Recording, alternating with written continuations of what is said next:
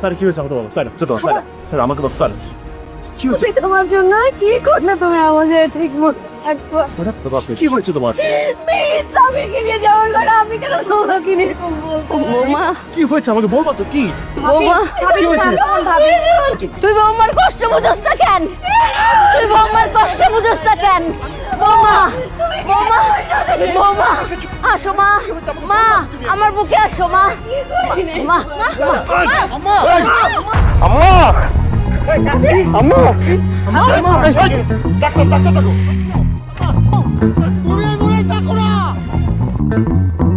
আসসালামু আলাইকুম সবাইকে ইবু নাহিদ চ্যানেলে আরেকটা নতুন ভিডিওতে আপনাদের সবাইকে স্বাগত জানাচ্ছি।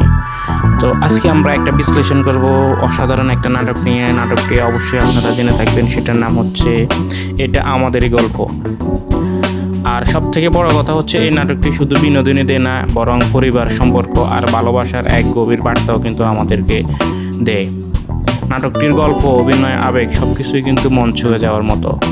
পরিচালক মোস্তফা কামাল রাজের এই নাটকে অভিনয় করেছেন কেয়া পায়েল, ইরফান সাজ্জাদ, খায়রুল বশর এবং সুহাসিনী।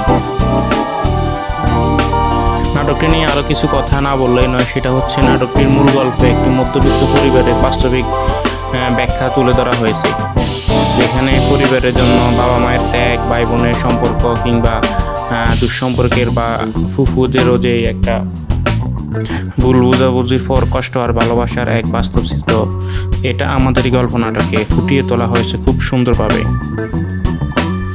গল্পের শুরুটা খুব সাধারণভাবে হলেও ধীরে ধীরে এটি এমন একটি আবেগঘন মুহূর্ত নিয়ে আসে যা দর্শকদেরকে পুরোপুরি এই গল্পের ভিতরে প্রবেশ করিয়ে দেয়। বিশেষ করে পরিবারের সদস্যদের মধ্যে দূরত্ব এবং পরে আবার সেই দূরত্ব পৌঁছানোর যে বিষয়টা, সেটা কিন্তু ছিল এক কথায় অসাধারণ। আর এটাই ছিল এই নাটকের সবথেকে শক্তিশালী দিক। নাটকটি আপনাদের কাছে কেমন লেগেছে সেটা অবশ্যই আপনারা কমেন্ট করে জানাতে ভুলবেন না। অবশ্যই নাটকটি দেখবেন যারা দেখেন নাই। আসসালামু